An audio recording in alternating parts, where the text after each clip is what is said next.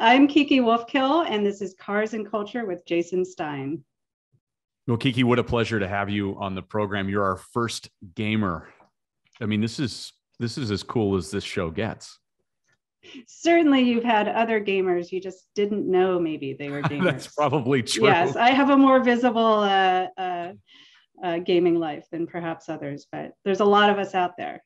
I'm sure there are, and we're going to talk about all of them who are watching you at all times. Let's also talk about your recent big news, and all you had to do was watch the halftime of the AFC Championship game recently, where the trailer was unveiled for the Halo TV series. So it wasn't just the Bengals and the Chiefs, but it was also Kiki Wolfkill and your own production with your team.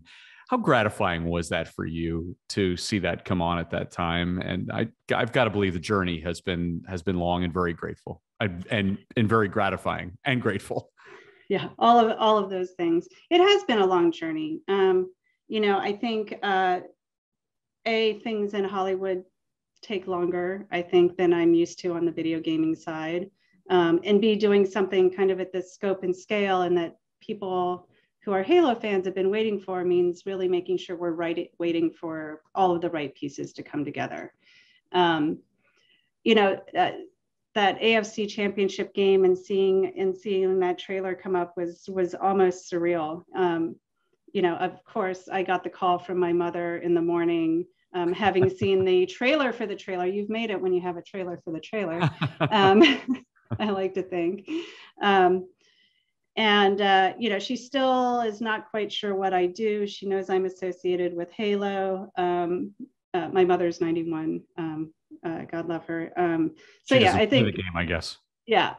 So, I got the call from her, and it's been a long journey. It's been, you said gratifying. It's been incredibly gratifying because it's been hard, and because I've learned a lot, because I'm really proud of what we were able to do together. I'm excited about, hopefully, there's a season 2 and we can do better than we did on season 1, because I sort of always approach things that way. But we still have to, get the show fully out there.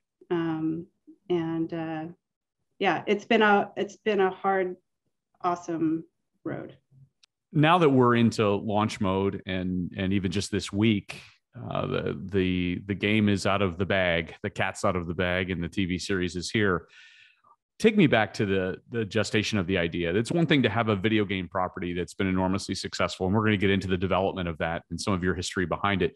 But to go from that to a television series must have been a very unique journey. What was it that was perhaps arduous about it, or what were your learning moments?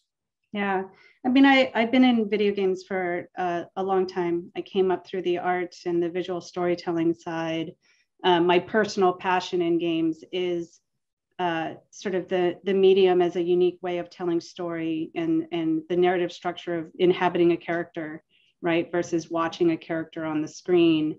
And at the same time, especially coming up in game development, in the 90s, you're sort of always on the forefront of graphics technology. And back then, movies and television was where it was at. Like, games was kind of like the little cousin, if you will, or stepchild, if you will, of movies and television. And so I think it's also always been a goal for me to really help elevate the medium of video games.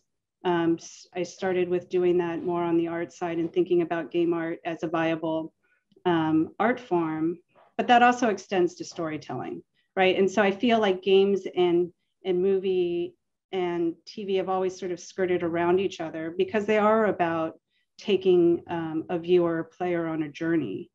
But I think it's only been recently that Hollywood has sort of embraced that games have a really huge impact on their audience, right? And that's ultimately what we all set out to do. How do we bring audiences into our world and have them participate and have those worlds be something they want to continue to be involved in?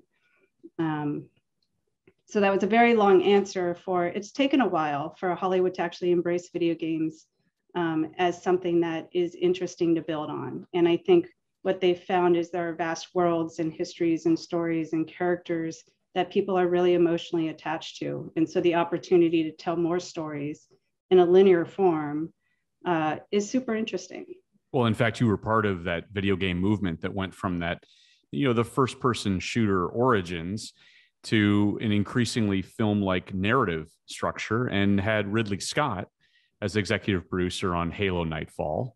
And he was also involved in some original live action, other digital series, Xbox Live, he was involved in as well. So you were starting this movement to take it from what was just the game console and the game into that narrative. And now the extension of that is real. Yeah, I think I've always had a very core belief that video game worlds and IPs had a whole other life they could sort of live outside of the game.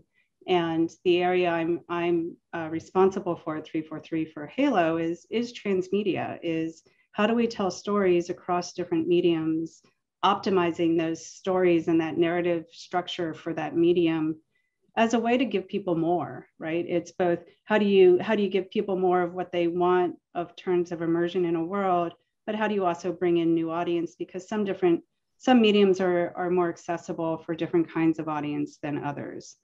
And we took a few steps with Halo in the animated space, in the anime space, in live action. And I think that the TV series was sort of that times 1,000, to be honest, in scope and scale. And I credit Showtime and Amblin, who are partners. Steven Spielberg has been involved with this since the beginning, and he is actually a big video game fan and very knowledgeable. And he was the one who was really initially interested in doing something with us, and we then took it to Showtime, and it grew from there. And so now it becomes a challenge of, wow, you actually got the thing that you asked for. Now, how do you do it right? And that's a whole different set of challenges. Your child is growing up for sure. And what a baby it was when it was born. Halo 4, when it was launched, had 220 million sales on the first day that it was released in 2012 on Xbox 360, which is crazy, only to be outdone by Halo 5, which set a record of $500 million in the first week on the market. So now, you're into just these other iterations of what was originally created. Does any of this stuff surprise you anymore? The velocity around things like video games? They don't. For me, it's sort of been long overdue that the power of play and the power of shared experience and the power of that kind of storytelling is incredibly accessible, right? I think people always thought about video games as this sort of, dudes in their basement, which certainly represents a large part of the population. But I don't think people realized, how accessible games are. And I said kind of at the top that a lot of people are gamers who don't necessarily self-identify as gamers, but they are, right? When you pick up your mobile phone and you're playing something on your phone, that's all about that play experience. So, you add on to that the level of engagement you get from interacting with something and accomplishing something, and sort of progressing in a game, and add to that a narrative that many games provide. And it doesn't, the scope and scale doesn't surprise me of what the business is like, because it's kind of an incredible medium. And then you add, VR and that aspect to gaming, and that just adds a whole nother dimension to it. Well, and we're going to get to cars here in a moment, but talk about culture, the video game culture, the impact on culture. It's defining, isn't it, Kiki? Yeah, I mean, I think it kind of gets back to everyone is a gamer, right? So the cultural impact, especially when you have a game experience, we see this with Halo, we've seen this with other games, in the past, something like a Fortnite, that touches tens and tens of millions of people all over the world. And think about the magnitude of water cooler experience you have when you have that many people, not just having the same experience, but often playing together as well, right? And that's the kind of effect, you know, in linear media, often you'll have sort of these event-driven moments.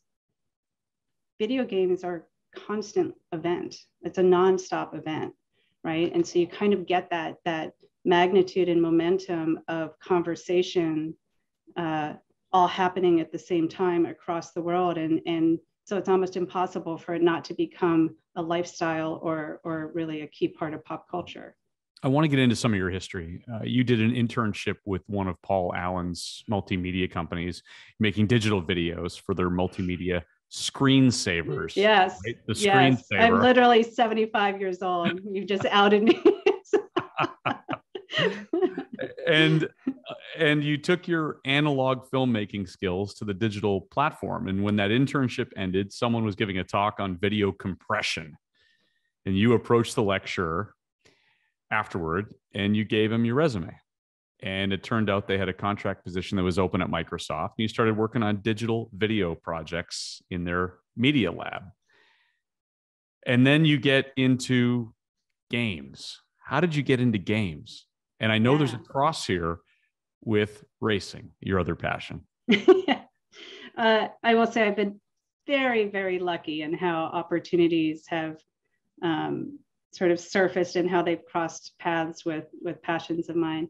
I started, so once I really kind of got into the digital video realm, it sort of unlocked my creativity in terms of what you can do. As soon as you broke out of that sort of that linear way of thinking in terms of editing and creating story, it was kind of mind-blowing for me. And that was when I really got hooked on sort of the technology behind creativity. And so I started, I learned Avid editing and compositing and Flint and Flame and a lot of these sort of post tools, and started doing work making cinematics for some of the Microsoft games. And I was already a gamer. And I think back then you didn't really classify yourself as a gamer or not. You either, were a kid who had a console or a PC or not. Because if you had either, you were playing games. But it was really... You were playing Doom for PC. I was after playing... work on a daily basis. And you love Tomb Raider too. Yes. Yeah. So for me, and it's funny because my television viewing and book reading and video gaming are similar. I love adventure. I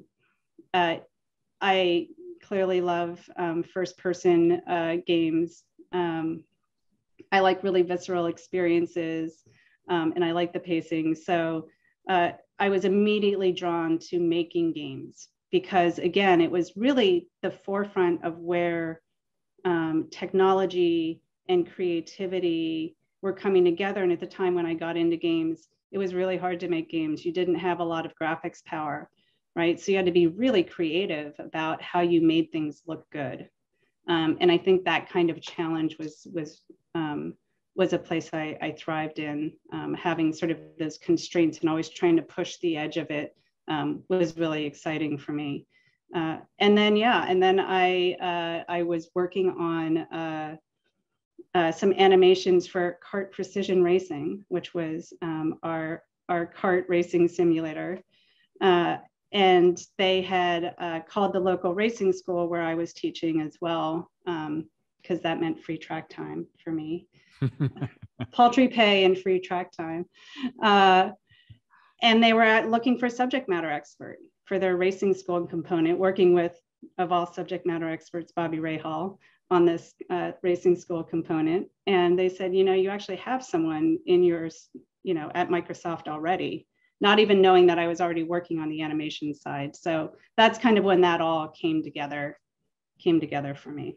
The two interests merged, agreed. And the funny thing about you, even in the gaming side, is you weren't even really good at math when you were growing up. All of a sudden you're right in the middle of this, yeah. game creation, including working on, by the way, Microsoft Encarta, which I had forgotten about, that digital encyclopedia. You were involved in Flight Simulator, Rail Sport Challenge, all kinds of things. Yeah, I will say, because I worked in racing games for quite a while. Rally Sport Challenge is probably still one of my favorite games that I've ever worked on. I love rally racing. One of the challenges in working in video games early on, again, as you're pushing the graphics technology, is really nailing that sense of speed. And as soon as you get into something like a rally game, that becomes even more challenging. But I just have to throw that out there for Rally Sport because it's still one of the favorite racing games that I've worked on. Including Midtown Madness is another one that you were involved in. Project Gotham Racing. And most people might not know that your brother, Kim, was the creator of Forza Motorsport, that whole franchise. Well, so a little bit of it. So Kim actually joined Forza a little bit later. His, of course, big claim to fame, although he has more at a very personal level, is as editor-in-chief for Road and Track for a number of years.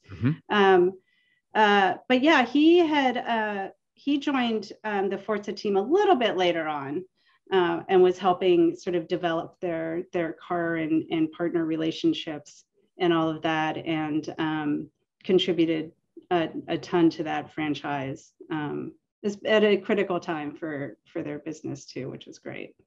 Now, some people listening to this might say, well, how in the world does, someone involved in gaming even end up at tracks or as an instructor or anything else? But I want to go back to a really interesting story. First of all, you grew up on a farm, which I would imagine the freedom of a farm would give you all kinds of the ability to come up with the notion that you wanted to do something very creative, because there's a lot of, creative time, right? While there.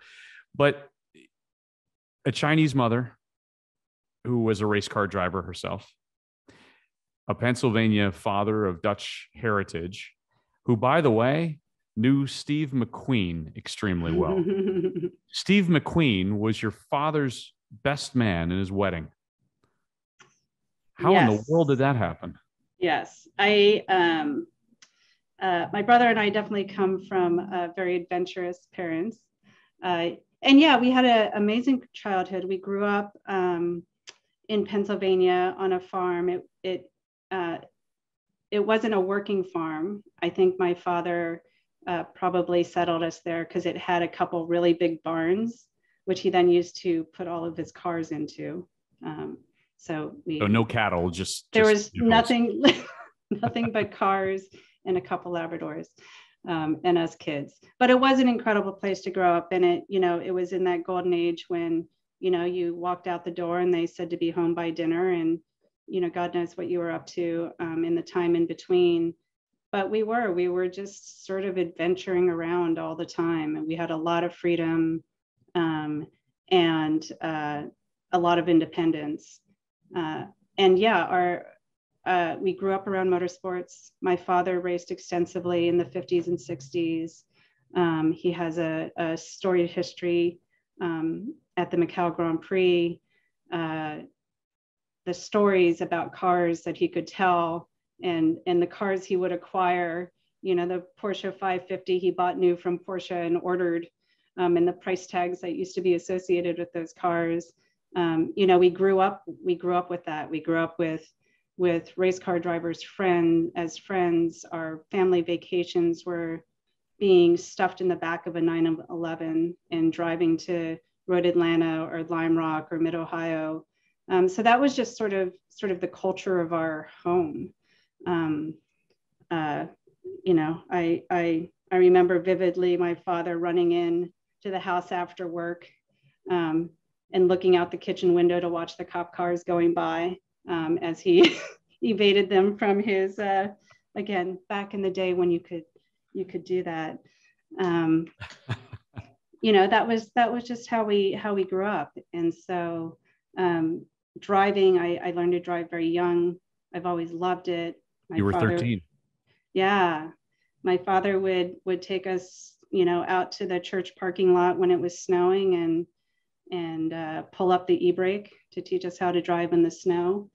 And so it just sort of part of the language of my youth, I would say. And Kiki, your father had his own very interesting story, an ex-Marine and an NBC News cameraman in Southeast Asia, awarded the Medal of Freedom by President Kennedy after surviving 15 months as a prisoner in Laos.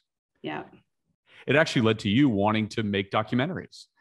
That you pursued journalism at the University of Washington. You're the first journalist to ever create a world-renowned game and now TV series. Well, admittedly, I started the broadcast. I had studied Chinese history. I started the broadcast journalism degree because I wanted to learn camera work and I wanted to learn how to edit. And it was all analog at the time. But yeah, I learned photography at a young age as well, because that was my father's background. You mentioned Steve McQueen earlier, the best man at my parents' wedding. They got married in his house. They had actually met in Steve McQueen's house. Yeah. Wow. They had actually met, I think, and I'll probably hack this story up a little bit, but they met at a gas station in like the desert, somewhere in Nevada or something, and they were both gassing up. Or I think Steve McQueen was working on sand pebbles, was shooting sand pebbles. So wherever they shot that, and they just started shooting the shit about cars, right? And I don't remember what my dad was driving, but there was something where they just sort of immediately connected. And I think they both had a very sort of adventurous and somewhat rebellious spirit. But it was cars that they connected on. The rebellious spirit that carried down to you because you started taking the track on a regular basis. And in college, you started racing. You were about 24, 25 years old. You placed second in the Sports Car Club of America Club Racing. The following year, you won the Northwest Region ITS Championship. And you've maintained the Porsche Club things, the racing studios, things. Racing to you, what did that mean? Was it the competitive side of it that was the most attractive? Ooh. I think there's a few things that were attractive. I think part of it, no question, I'm a competitive person. I love competition, right? Not just participating. I love the spirit of competition. I can pretty much watch anything compete. And if it's a good competition, I'm in. So that was definitely part of it. Another big part of it for me, though, is I love driving, but I'm so intrigued and drawn to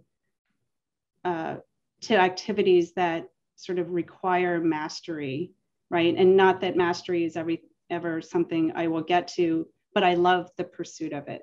And so with the driving and the racing, it both was a very personal challenge. I ended up doing primarily endurance racing. My brother and I did some races as well together. With Motorola Cup and a few other series. And what I loved is it was such a physical and mental challenge. And on top of that, there's the skill of just the car control and understanding the car. And then on top of that is the competition, right? And I think that a lot of the mental tenacity required to be a good competitor or a top competitor. And so I think all of those things really made it something that I just loved. And then I will also say it requires such extreme focus that in some ways it's almost meditative for me, because I literally can only afford to think about that and what the car is doing, what I'm doing, and clearing my head of everything else is something that's really important to me. It's a release for you. Yeah, absolutely. Yeah. How much time do you get to race these days? How much time do you spend on the track? Yeah, well, in a good, and because I'm in Seattle, so we don't have a year-long season, but in a good season, I get to get out there 8 to 10 times a year. I was in Budapest for most of last year, shooting season 1 of the show. So I got a few little forays out in Budapest, not at Hungaroring, but that's for a hopeful season 2. So yeah, so my poor car sat fallow this past summer, but we'll get back to it. You once like it's part of who I am, right? I took a break for a while because I was just so busy, and I just realized that I felt like there was something of myself missing. Yeah, I want to go back to one of your more illustrious racing moments. 2002, you took part in the Gumball Rally race from New York to Los Angeles. Seated behind the wheel of an Xbox-styled Mini Cooper, you finished 12th ahead of many of your fellow drivers who were in Ferraris, Lamborghinis, and Porsches. It had to have been a very special moment for you. Oh, it was so much fun. It was, and funnily enough, my parents actually took part in the original Cannonball, the last one that was held in '79 with Brock Yates. So I grew up with that experience as well. Wow. But the Gumball was great. And, what was fun about it is and it was when the Mini had first come out, right? So it sort of had that phenomena like the new Volkswagen Beetle did when it first came out. Like people were just delighted at the sight of it. But it also had enough of it, actually. Yeah. And I was lucky enough that Mini got us the first one to come into the East Coast for this event. But really, like maybe a tenth of the power of any other car in the field, but kind of a sleeper because, when you're out in the middle of nowhere and a cop has the choice between stopping a little silver box or stopping a red Ferrari, 10 out of 10. Which car is going to go down.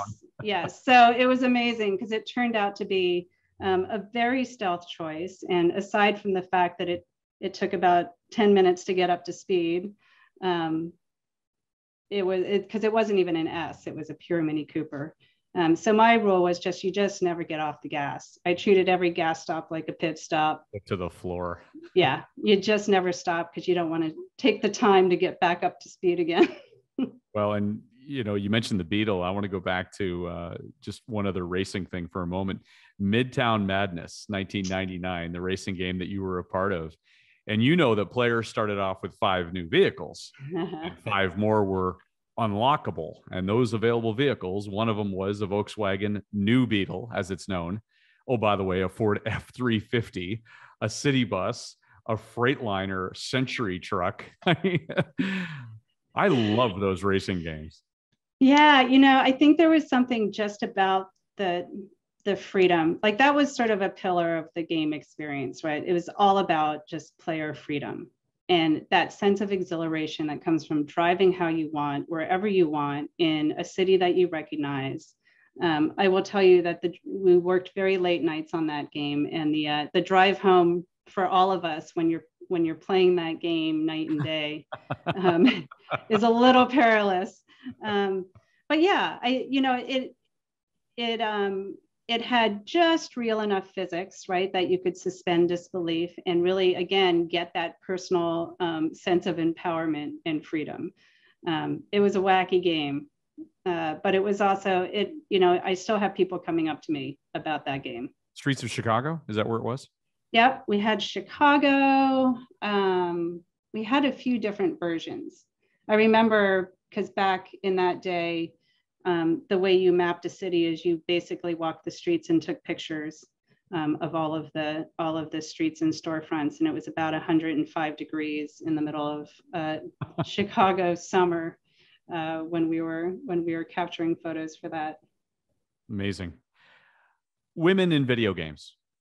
Are the doors open for women today in terms of video game design and the industry as a whole?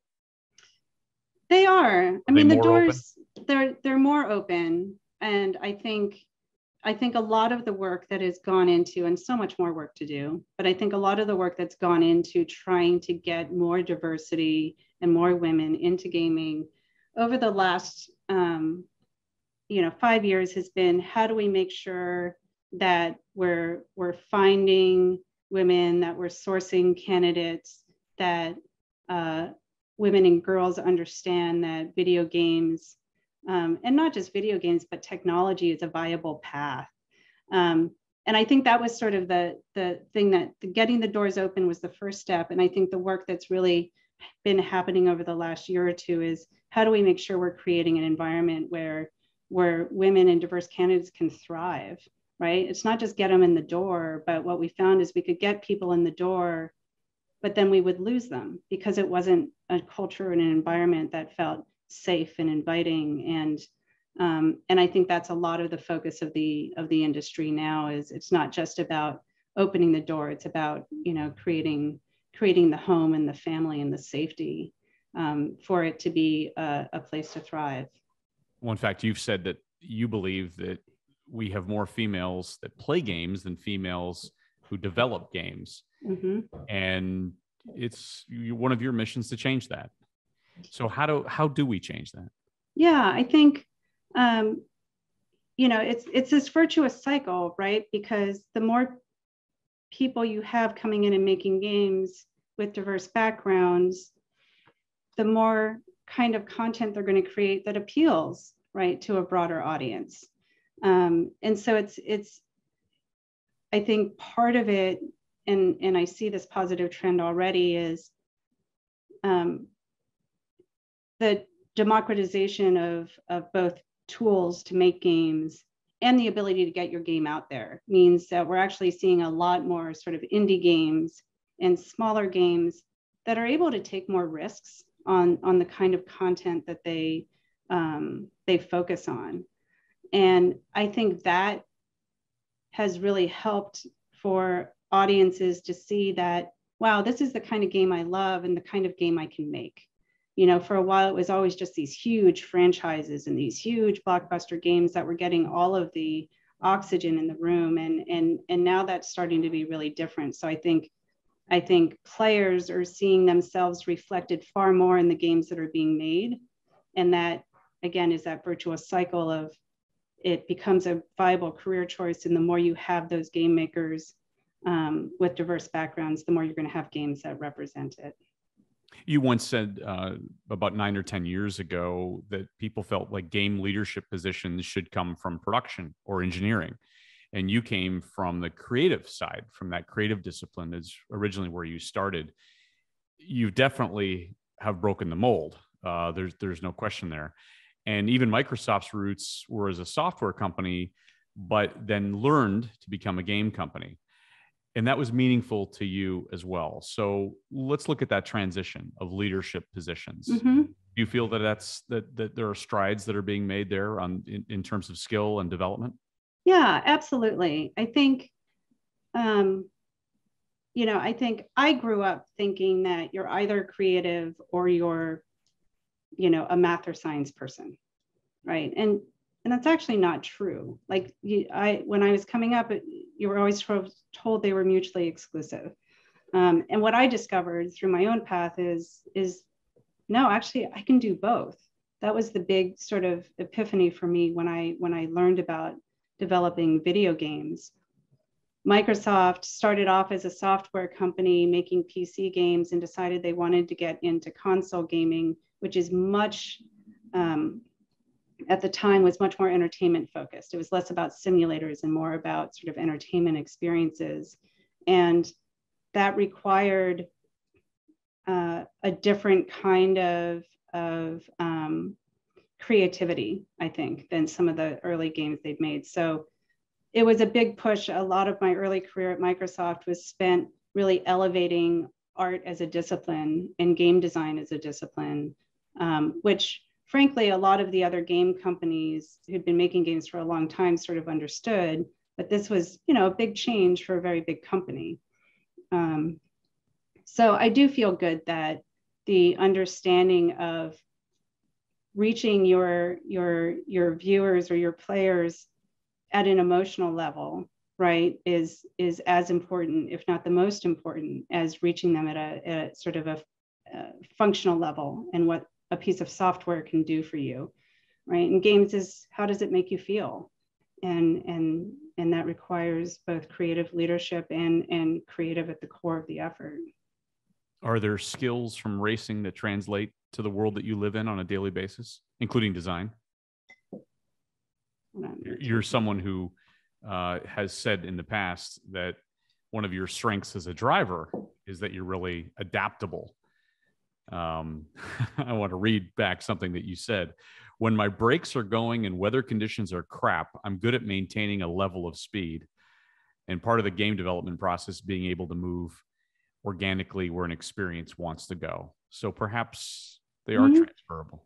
Yeah, I mean, I think there's a few things that, and it's hard to say what informs which, or if I gravitate to both of them for the same reasons. But I think there's really two things with the car racing that, to me, I feel like I bring to my work, and vice versa. One is being okay with feeling a sense of fear, right? For me, not letting fear paralyze me, but be something that actually propels me forward. It's almost like, wow, if this feels scary, this must be something I should be trying to do. I think there's an ability for me to stay calm when things are very chaotic. And I think that's the kind of focus you really need when you're driving, right? All hell can break loose, and you can't you always need some degree of emotion, but being able to stay focused, stay calm, not let emotions drive you to decisions you shouldn't make on the track is super critical. And then, yeah, the adaptability, right? For me, being able to turn the same lap time as things go haywire is, and at a time when I was starting, when tires cost a lot of money, I would keep them on the car until they were starting to cord, because I didn't want to buy a new set of tires. But yeah, being able to be adaptable and not letting changing conditions and the unexpected panic me, for sure, things that I bring to my day-to-day. I want to ask you a couple of personality questions now. This is not a psychology test, but I do want to get into something that I heard about you. You have been described, this was in a Microsoft piece that was written about you, wonderfully crafted Microsoft piece, that you are both a race car driver and a self-proclaimed shoe-loving girly girl. Creative spirit, a practical problem solver, can enjoy a $30 martini or a cheap beer at a dive bar. Talk to her a while and you get a sense of her gentle disposition, but you also come away understanding she could easily pull a page from the Master Chief playbook and kick your Covenant ass if she so desired. Is that accurate? I think I'm really comfortable with duality, and I'm really comfortable having one foot in one place and another somewhere else. I don't, and I'm not sure why that is. Maybe it's my mixed race background, where I have one foot in the Chinese side of me and one in the Caucasian side. But I'm very scalable in terms of, and maybe that's because I'm the kind of person who really takes the most out of any situation they're in. Like for me, I'm always looking for what is there to enjoy or appreciate about anything. I try to be a good human. And I do believe so much in team and collaboration and what people can do together. I'm also, really driven for excellence, and that goes for my teams as well. I will always push my teams and myself and the people around me to do the best that they can, because I think with that comes the pride of what you've achieved together. And if you're going to create these experiences or do those things, you should go into it with the intent for it to be the very best that it can be. I think you quite literally wear that duality on your sleeve. You have a tattoo of turbulent waves and plum blossoms. Chaos and calm is the Kiki way. Is that correct? It is. It's a good reminder for me. I'm good at modulating emotions. I also feel them intensely. And so for me, it's always a good reminder to kind of take that moment to think about something before I act on it. You're a big Formula One fan, right? You enjoyed the conversation that I had with Toto Wolff on this. It was amazing, amazing. Yeah. What is it that you enjoy about Formula One or about Toto specifically? Yeah. I mean, with Formula One, and I've been watching since the days when I actually had to get up at 4:30 in the morning to watch it live. No DVRs then. Yeah, exactly. With your PC Doom. Exactly. It's the highest level of competition.